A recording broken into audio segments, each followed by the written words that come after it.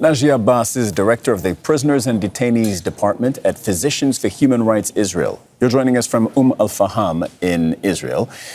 Thank you for being with us. Look, Palestinian prisoners walk out of these jails. We saw it yesterday, but we saw it the three times prior to that as part of this ceasefire deal. And they have lost weight. They are gaunt. Some have scabies, as we've reported. Some need to be carried because they can't walk. What does that tell us? Good afternoon. Let's say we, people who work in the human rights field and lawyers who visited in the last year, prisoners and detainees in the Israeli detention facilities, weren't surprised from what we saw after the release of the prisoners yesterday and the last weeks. Because in the last year, we dealt with hundreds, if not thousands, of cases of people who needed medical care inside the detention facilities in Israel, Palestinians, that they didn't get it. We dealt with thousands. We called it a pandemic of scabies for months that the IPS, the Israeli Prison Service, refused to provide treatment or to take the measures that is needed to deal with this pandemic. And they let the prisoners for months to suffer. Scabies is a horrific skin disease. Maybe it's not dangerous, but it's a horrific disease to have inside a prison, inside a cell, when you don't see the sun, you can't wash your clothes, you are not getting any medical treatment. And it's not just scabies, as you said. Naji, can I jump in for a second on the subject of scabies? Can I respectfully interrupt you on this subject specifically? Yeah. Because the Palestinian Prisoners Club stated back in October that scabies is used in Israeli prisons as a tool of, and I'm quoting them, harassment and torture. In other words, it is not just a product of neglect, but it is deliberate. Your thoughts on that?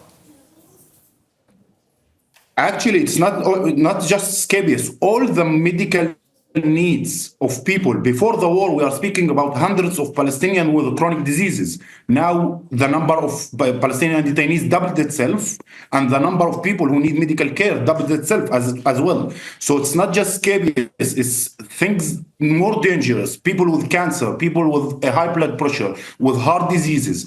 These people were denied. It's not a medical neglect. We used to deal with medical neglect before the war in the detention facilities in Israel and the Israeli prisons. But in the last year, we are dealing with a total denial of medical care. People didn't manage to see a doctor, even if they suffered and complained for months. Some detainees died after complaining for weeks and months and demanding to meet a doctor. And they didn't. They weren't allowed, and they died in the prison. So it's as you said, it's not a medical neglect. It was an official policy using medical care as part of the punishment. Let's listen together to a Palestinian prisoner who was just released from Israeli prison yesterday. This is what he had to say. It was incredibly difficult, beyond imagination. A form of torture that no sane person can comprehend. After the 7th of October, the Jews completely abandoned any sense of humane treatment towards the prisoners. They treated us like animals.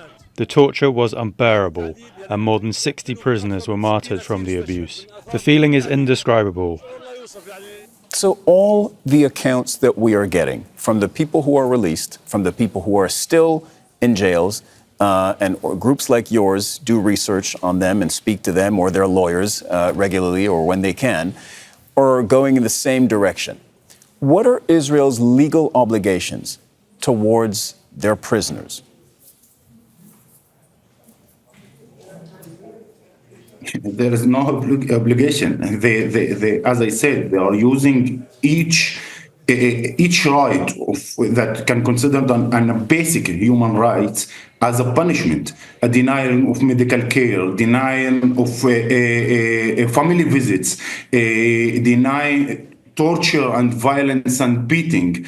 That's why we are saying for a year now that each Palestinian in the detention facilities and the Israeli prisons are facing a very dangerous situation for his health and for his life.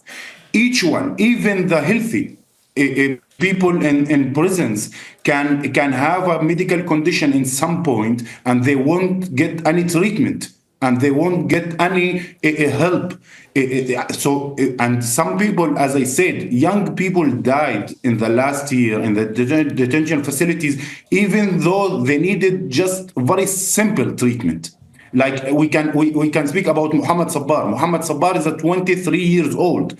All what he needed was an adapted diet, and the Israeli prison service knew that because he was in detention before the war. But he was denied from his adapted diet. He suffered for weeks. He suffered for weeks and didn't get any treatment. Even he complained and demanded to meet a doctor. And in February 2024, he died. Our doctors attended the autopsy, his autopsy, and we found clear signs of denying medical care as a total. So that's why we are saying every prisoner, Palestinian in the Israeli custody, is in danger for his life. And that is, even the deal started and people started to get released. But those who are still in detention are face a major danger. Naji Abbas is the director of the Prisoners and Detainees Department at Physicians for Human Rights Israel. Naji, thank you very much.